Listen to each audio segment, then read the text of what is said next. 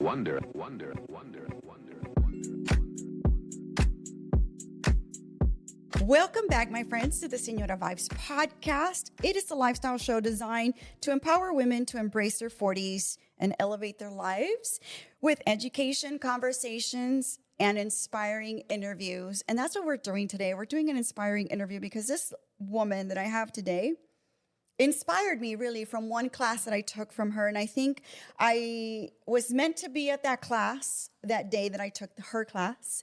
I was meant to connect with her in one way or another. I stayed after class, even though I was in pain and I was feeling just super crappy.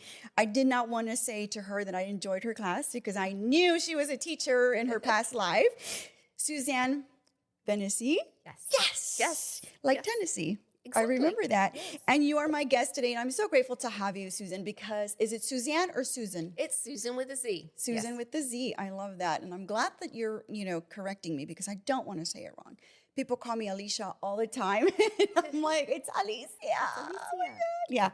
Yeah. But it's not, I think for me, meeting you was just such an amazing, moment because it was the summertime and I had just had this crazy accident and I was in so much pain. I was under meds but I went to your class at Realm Real Estate and I just knew that I needed to connect with you and I needed to figure you out somehow because there was something about you that I was like, she's been a teacher in her past in like longer than just teaching real estate. I knew it. I just had a feeling about that. So my guest today, let me put my glasses on because I'm trying to read and I can't see what I'm reading. So you've had a role as VP of Sales Management and Training. You're also a volunteer with the Houston Association of Realtors. You have a Master of Legal Studies from Texas A&M School of Law with a certificate in real estate construction law. Mm-hmm. That's amazing. I didn't even know that existed until I met you, to be honest. Policy, Management, and a Master of Education from Houston Baptist University, a Bachelor of Arts from U of H. You also hold a Texas broker's license and a Texas teaching certificate. All of these things. Wow. Thank you. I am like super impressed. You are a lifelong learner. I am, and I can tell. love learning. Welcome to the podcast, Suzanne. Thank you so much. I'm so grateful to have you. Thank you.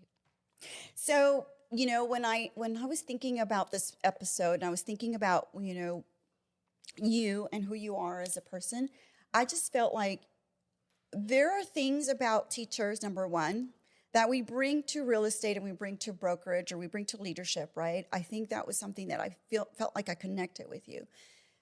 People go into real estate for multiple reasons. There's so many, some people want to just do it like a side gig. Some people, like for me, it was really just to help my husband and I as we were flipping, as we were building, as we were doing things. I was like, sure. He was like, well, one of us needs to get a real estate license because we're, using, real estate agents and they're not doing for me. Like, this is my husband. They're not doing for me what I would think I would want, you to do for me. So yeah. And so it was really like a business decision, right? But little by little, the more I got into it, the more I became more interested in the field, right? But I was a teacher for a very long time, and I still teach at U of H downtown. What was your lead-in to this field of real estate? Well, I grew up in the area of real estate. I mean, my father was in real estate. He was a broker. He started with commercial, and I actually started doing things for him at a very young age, including answering the phones and helping him find title and everything else. And then I even sat on new houses for him when I was in grad school. So I grew up in the industry. And then one day, it was almost like an epiphany. I was sitting in my class, and I always told my students to do what they wanted to do and go for it. And I thought, it's my turn. I taught government and economics to seniors, and they were all going places, and I felt a little stifled at that point, and I really needed to do something for myself and my family. Yeah. And that's how you entered this field? Exactly. And so how long ago was that? I've been in the field for, oh my goodness, 13 years. And as a broker. I mean, as a real estate agent and broker/broker. I've only been a broker for 3 years. Okay. But like I said, I grew up in the industry, so I actually started when I was about 7, answering phones and things like that for my dad, and learning a lot. I feel like when you have that exposure at a very young age, you really do grow up knowing customer service, or, how to answer a phone, how to talk to somebody. Like, I realized about people who were in business very young, when they were helping their parents in one way or another, they have really great personable skills, interpersonal skills. Do you find that? I do. And I mean, it was at our house. My father was like, you answer the phone properly and you answer it with the title. I mean, we were we were instructed on how to answer the phone and how to conduct business for my father. And everyone did it at our house. Your father was pretty influential in your life? He is, or he's still alive. Oh, he's still alive. He's still here. He is. I really consider him to be one of the smartest people I've ever met in real estate. He's like a chameleon. So the one thing that you learn about real estate also is the ebb and flow of business. And, I've grown up in some hard times. Houston has been through some hard times, especially in the late 80s, early 90s. It was probably the worst time to be in real estate and a business owner actually in Houston. And I learned how to develop myself. And my dad, he actually changed as the economy would change. He would change in who he needed to be. So, and he would learn how to do it.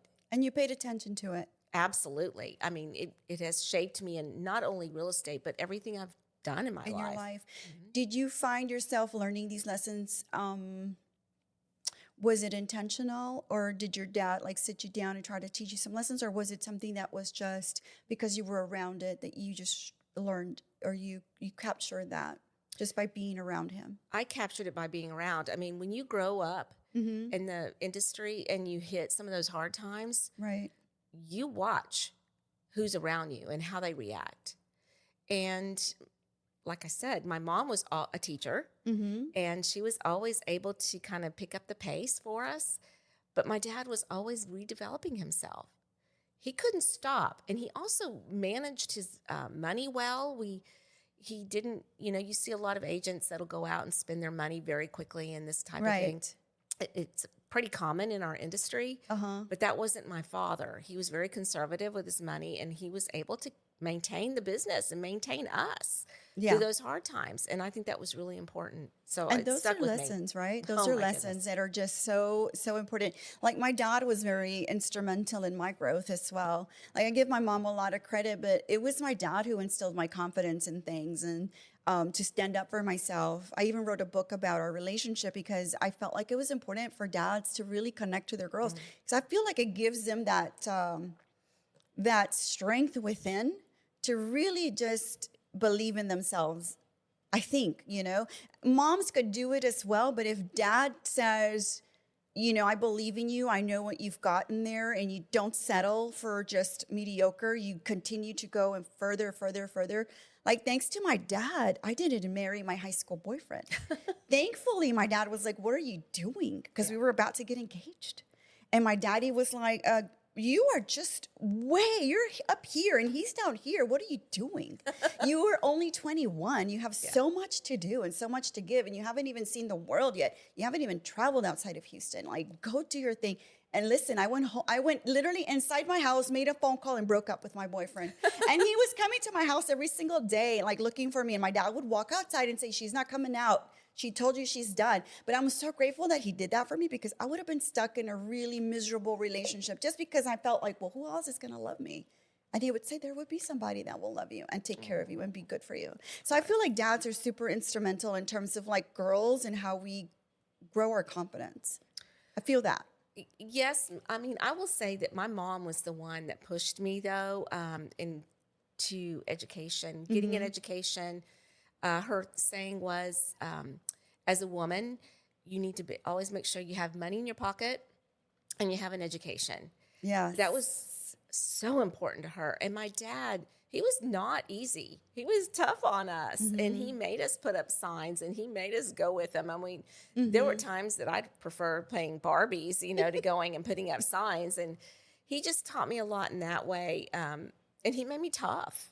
Yeah, old school traditional values, right? Yes, he was, like I said, he was not easy all the time. He could be pretty tough, but that's okay because now I can be pretty tough, and sometimes, unfortunately, a little blunt, but I have to work on that constantly. Yeah, but it's difficult to not be blunt when you really want to say something and you don't want to beat around the bush, and you're just like, you know what? Let me just say it the way I need to say it because this is how it needs to be. So we were talking about real estate as we were just discussing this this episode today. So a little bit of what I want to just really go back into is like, what are the trends for 2025? What are we seeing? What are some of the realities currently for us? And then I also want to talk a little bit about some of the myths that people have, because a lot of realtors listen to the podcast. I have friends that want to be in real estate. I have friends that come to me and ask me all the time, how can I become an investor? How can I create wealth or generational wealth or an income stream from real estate, right? So there's so many people that are just looking at it in terms of like, can I make money? And so let's talk about the reality and where we are right now. Well, the reality is there are people making money. Yeah. There are a lot of people making money. They have a system. Okay. If you are not prepared to be, you've got to work at the business every single day. And if you're really not willing to do that, and you think it's all about the schedule that you have, I mean, a lot of people go into it and say, oh, it's so flexible. Real estate is just like any other business, and it's not as flexible as people think. Yes. It's a tough job. Yes. And not only are you working, you can work 7 days a week for several weeks, showing houses and working on contracts and doing your social media and everything else. But you're not only doing that, you also have to generate your own income. And I find that to be very difficult sometimes. Okay, so let's talk about that. Let's talk about that component of real estate of just, creating your own income, or just because number one, you have to go out there and really sell yourself, right? And one thing that I've noticed in the past, I guess, year, I don't see a lot of people buying. I see a lot of people leasing. They're just not comfortable putting down a down payment, or they don't have the money for a down payment. And then houses have gotten up and have gotten so much more expensive compared to where I guess we were when we were younger. We were able to buy a house much easier without so many. So tell me a little bit more about that.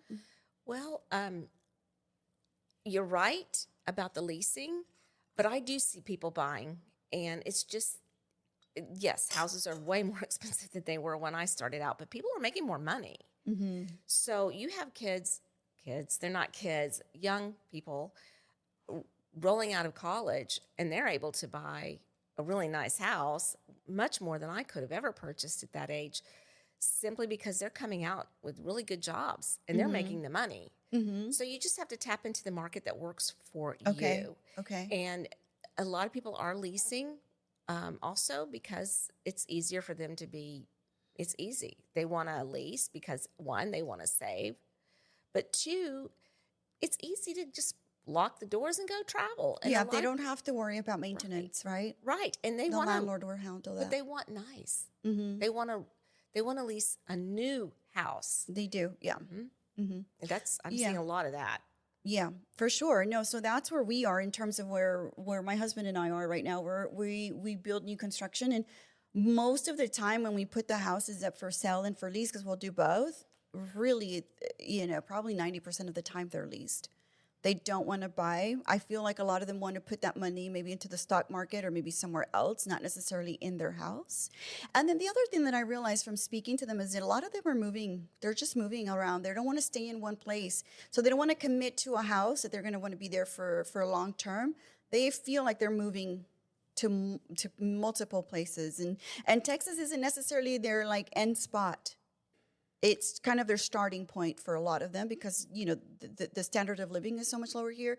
We do have access to so many things, but they're really thinking about going to other places. Well, and that's what you need to do if you're going to lease. I live and work a lot in Cypress. I've worked all over the city, actually. I was a manager in Memorial and lived in Memorial for a while, which is part of the west part of Houston. So some of your listeners may not know where that is. But Cypress is on the northwest part of town, and after COVID, we had an influx in Bridgeland. So it just depends on what people are wanting to do. Okay. And, because I work with a lot of engineers, lawyers, and teachers, they're pretty grounded in staying where they are. Okay. And so we've sold a lot in that area. But I will say, to go back on your point, they even have homes in communities where you can lease. They're completely leased communities in Bridgeland, so you can kind of get whatever you want. And a lot of people who are expats are coming in just for a couple of years because they work for an oil company. They're going to go for those leases. A lot of them do not want to necessarily invest in the real estate market here, but then you find someone, they're like, I don't care, I'm going to be here for 2 years, but I want to buy some real estate. So it just depends on the way you want to look at it. Do you want it to be an investment? Okay. And it can be. And I think that's the way it should be because, quite frankly, I trust, and I've been invested in the stock market. My husband's been invested in the stock market, but I believe in real estate. Okay. I really do. So let's say, for example, somebody's looking for a house as an investment property. What are some things they need to do, like to look at and make sure that it's a great investment for them? Well, great question. And that depends on what type of investment you want to do. If you want to do a flip, if you want to purchase and flip, which is, I think, something that you and your husband have done. We've done before, and I've done also. Then you want to buy something inexpensive, and you want to have a budget, and you're going to have to determine how much you want to make out of that. And it takes work. A lot of people go into it, and they have to get out because and they find out that the construction is very expensive, and if you don't have your own team, and there's a lot that goes into that. And so you need to do your numbers before you do that. But there's another realm. A lot of people go into long-term rentals. And so if that's what you want to do, you need to kind of look at the market a little bit differently. Okay. You may not look at the house as being, maybe the house isn't going to grow in value as much, but you can get a good lease on that because it's pretty steady, and you can say, hey, I'm going to put someone in here, and I'm going to continue to put people in here. And then some investors do the purchase. I mean, they do owner financing, and some of them make their money that way. Yeah. So there are definitely different avenues in investing. It's very complicated. It's really can't get into too much of it today because it would bore everybody. Right. Do you recommend they find a realtor to help them, or should they do something on their own? I recommend a real estate agent. Yeah. Someone who understands investment. Yeah. And that's part of the myth that I read in terms of real estate, that you don't need a realtor, you can do it all on your own. But if you want to secure something and somebody that's qualified to help you through it, definitely have a realtor. Absolutely. I think the one thing, like you said, a myth. I think the one thing that people don't understand is real estate agents and brokers understand the market. Yes. And if you're working with someone that doesn't, then maybe you should hire someone that does. And there are a lot of very qualified agents, even your newer agents. Just because they're new doesn't mean they're not equipped to help you, because maybe they were in the finance industry or what have you. There are a lot of people out there that get mistaken for new agents when they've got a lot of experience behind them, and that experience has helped them become what they are. Also, you have mentorships and things like that can always help you. You have to be a team.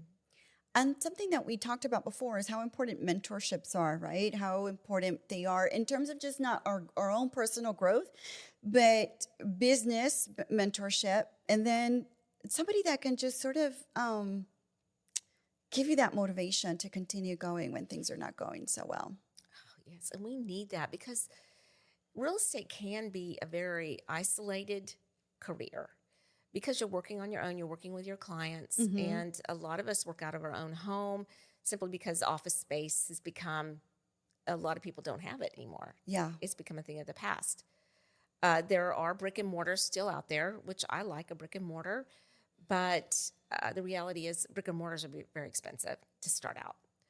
And so when you're out there and you don't know anyone, you can get very down on the career, on yourself.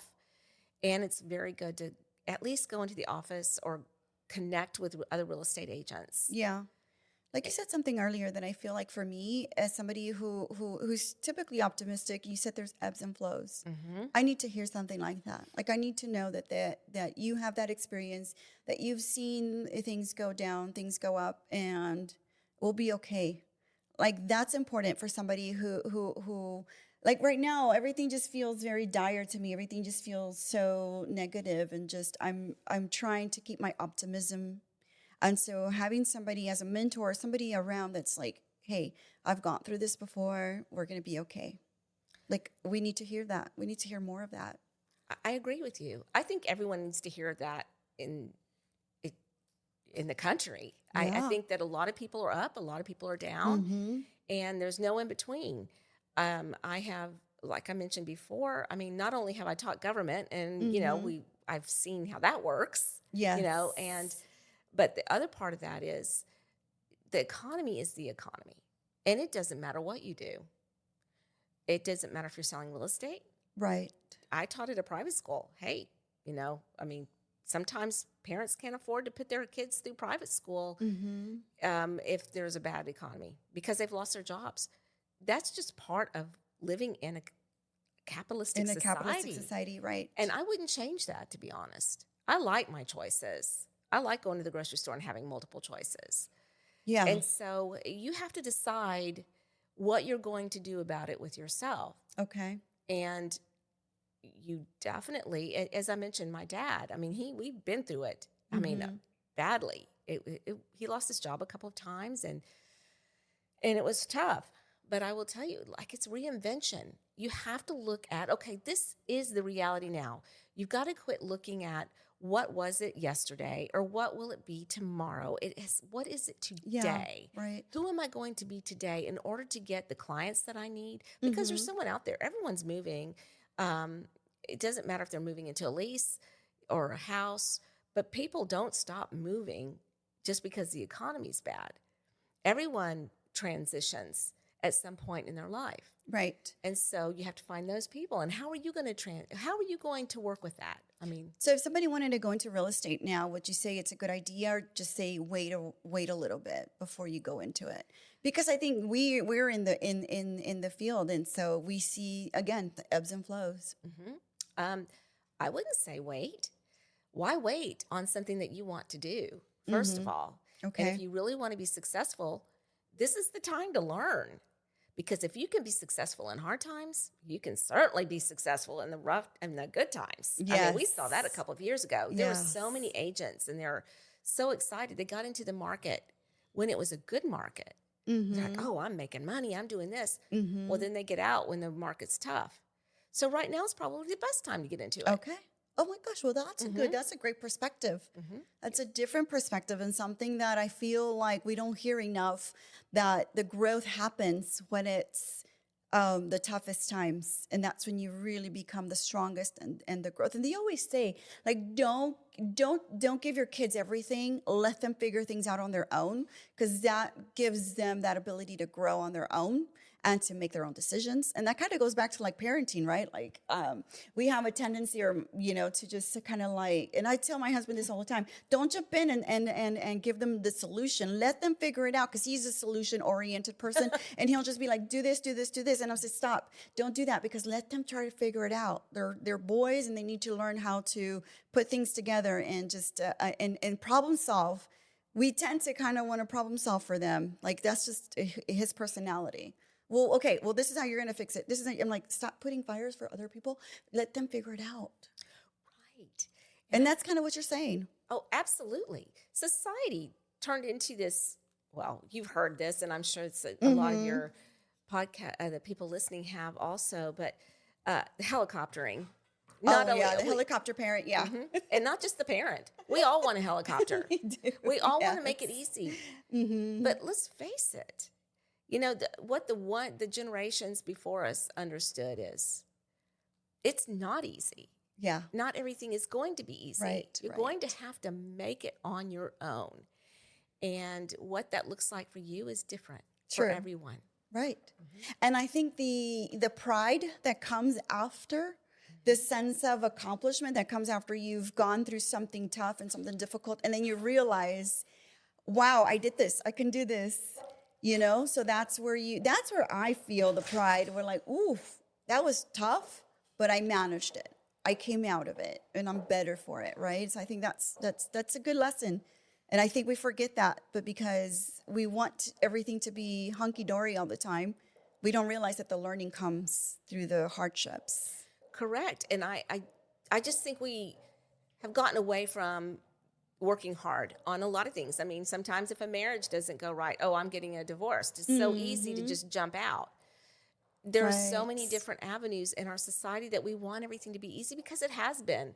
We have computers at our fingertips. We have the grocery store that has millions of types of cereal, for example. I mean, we have everything at our fingertips. But guess what? It doesn't make it any easier. It doesn't. Things are going to be hard sometimes. And, that's why I like education. Yes. Because it's a challenge. Yes. And we're both teachers. Exactly. And so teaching really has given us a perspective in terms of like how we approach things. I think that was something that we discussed a while back, was like, I feel like because I'm a teacher and I've been teaching for so many years, I feel like I approach things as a teacher. I'm constantly managing multiple things at the same time. I'm managing different personalities, and I don't have a problem putting somebody in their place in a tactful, nice, not always nice, but in a tactful way where I'm like, because I was a teacher and I know how to, how to control personalities, right? And you were a high school teacher, and I've taught middle school. So oh gosh, that's the hardest. yeah. So I don't know. I approach things from like a teacher's personality and a teacher's point of view. Do you find yourself doing that too? Absolutely. Yeah. I've often told people, and we did discuss this, but I've often told people, if you can manage a classroom, you can manage anybody and anything, because you've got 25 people that you have to make understand or help understand one topic that they may or may not want to necessarily understand. And you have to just kind of make them focus on that. And you have to be in your best mood, even if you don't feel like it.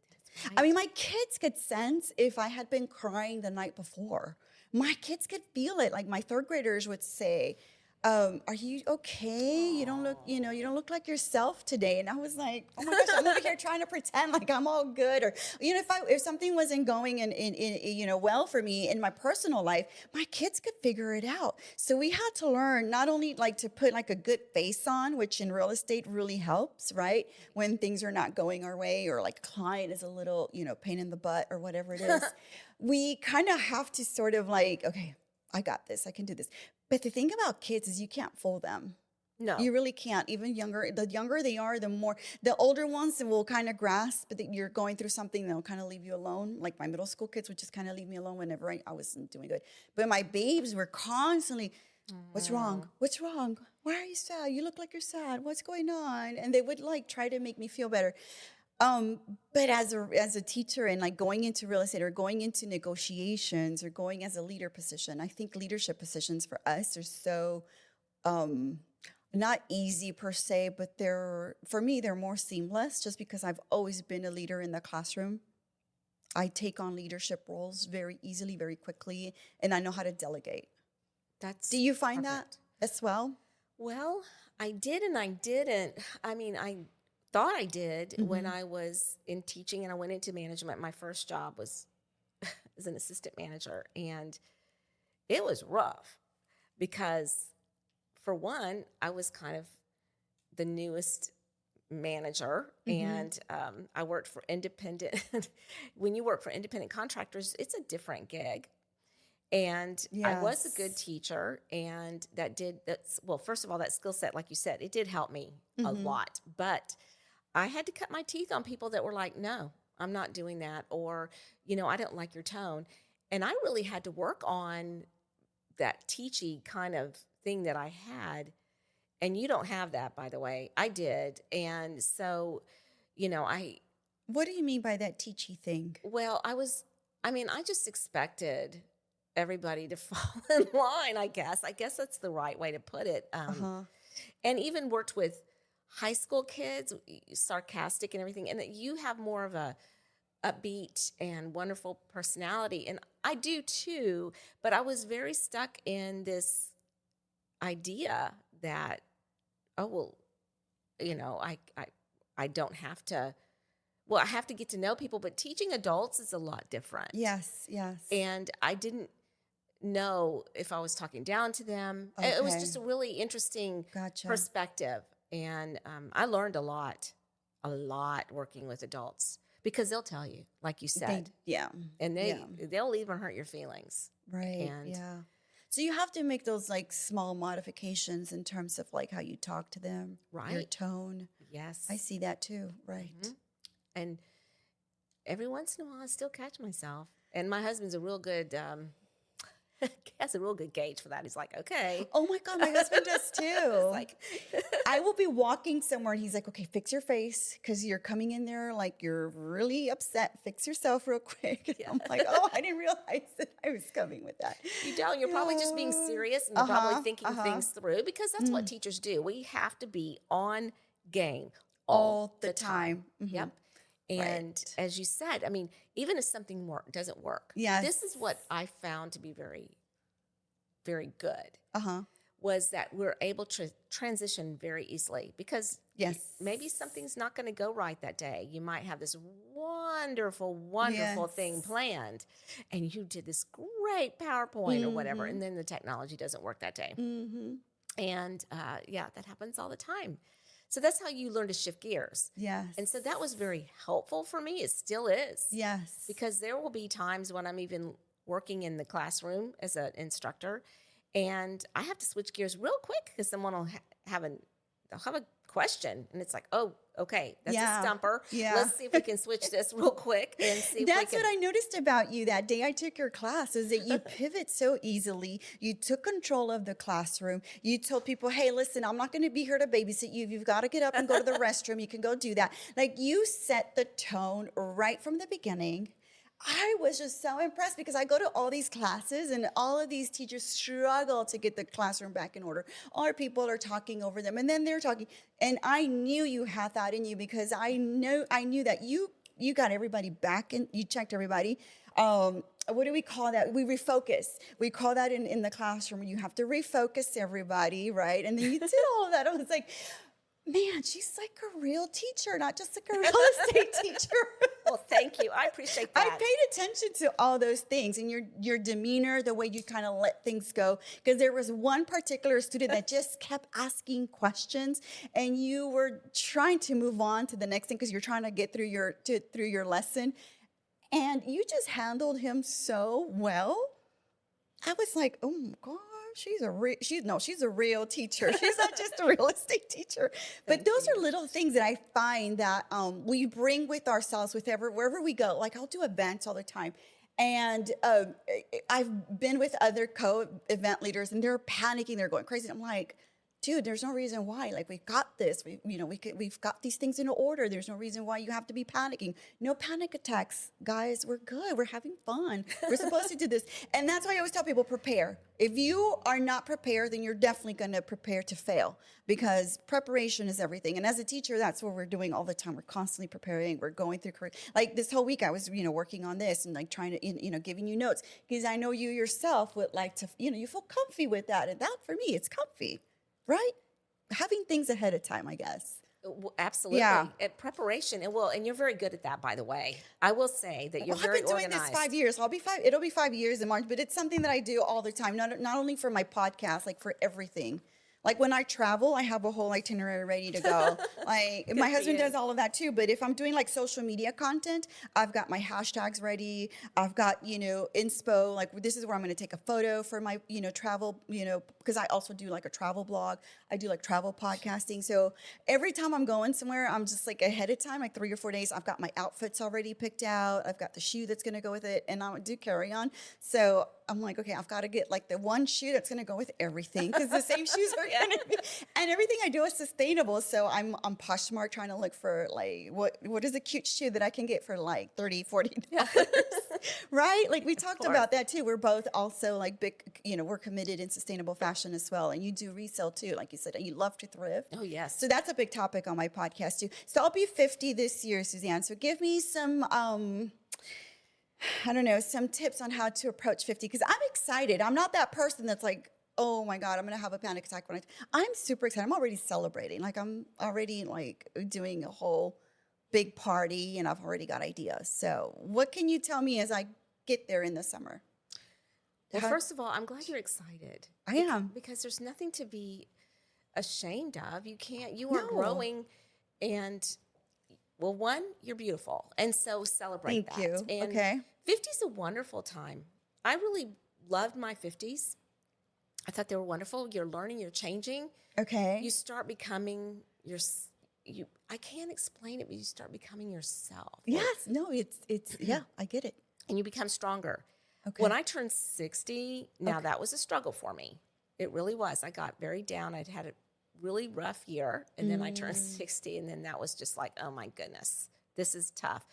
Okay. But now I'm embracing it because I am a different person. I'm actually not afraid to say what I need to say or go for it anymore. Because if you don't go for it, no one's going to go for it for you, if that makes any sense. I mean, if you're going to go for it, you have to do it. And, I've learned. Now, I'm still learning. And there's still a lot of confidence that comes with that and everything else. You have to work on that. You have to build that up. And that's wonderful that your dad instilled that in you. I think that's awesome.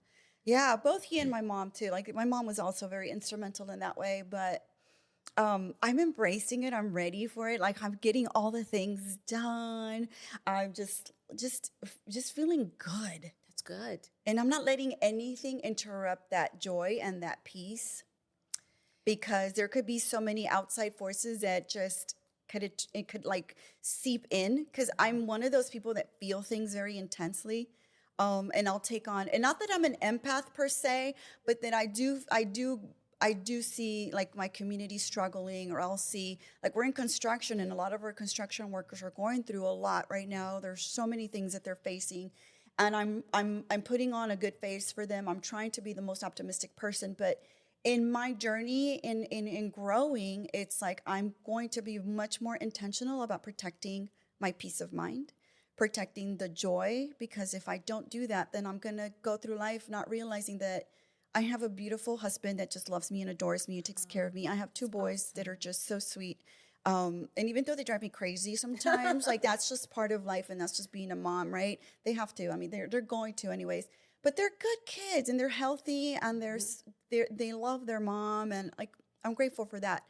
But I think approaching this new year for me, it's like super intentional about being protective of all the good things that I feel and not letting anybody go in there and like ruin that, I guess is where I don't know. Did you face that as well? I did more when I was turning 60. But when I worked for a high school here in town, a private school. And when I worked for them, sometimes I would get very down on myself. And being a high school teacher was really tough. I mean, again, talking about, they'll tell you like it is too. Yes, and they haven't learned some of the manners that adults have to learn in the workforce and such. And so they can be pretty rough. And I would get down on that. And she was my advisor, and she said, "You can't let anyone steal your joy." So I like that you're saying that, because so easy to have that joy stolen. Yeah. And one thing that I have realized now that I'm where I am is that, again, you are the only one that can determine how you're going to face the world. And you can have clients that you may or may not get along with as well. Right. But I always say I love every one of my clients. You've got to find something that you love about them. Okay. And laugh with them. And I've had some of the toughest clients because, like I said, engineers, lawyers, and teachers, they're all very steadfast. They have kind of a serious personality, but you can make people laugh. If you can make people laugh, it's so much fun. Mm-hmm. You've got to have fun with what you're doing. Yeah. And, you know, I don't have 50 clients at once, you know, and that's extreme for anyone. But I don't have a big team. It's just me. But I work with people, and I'm able to really help them the way I want to help them. And that's what I want to do. Not everybody wants to do that. Yeah. But I want to do it. I want to have a team. I want to have clients that I can see through from the beginning to the end. And I really want to make sure that those clients walk away and they understand everything. And again, we go back to the teaching component. Yes. I want to teach them about real estate and show them what they need to know in order to own a house. Yeah. I love new home buyers. That's one of my favorite because, you know, they are there, they're learning, and they want to learn, and they depend on you to help them through the transaction. And I absolutely love that. Some people don't like someone depending on them so much. I do. Yeah. They can call me when they want. They can ask questions. And I think that's what I did bring into management with my agents. My agents trusted me because they knew I had their back all the time. And if they needed me, I answered the phone. Yeah.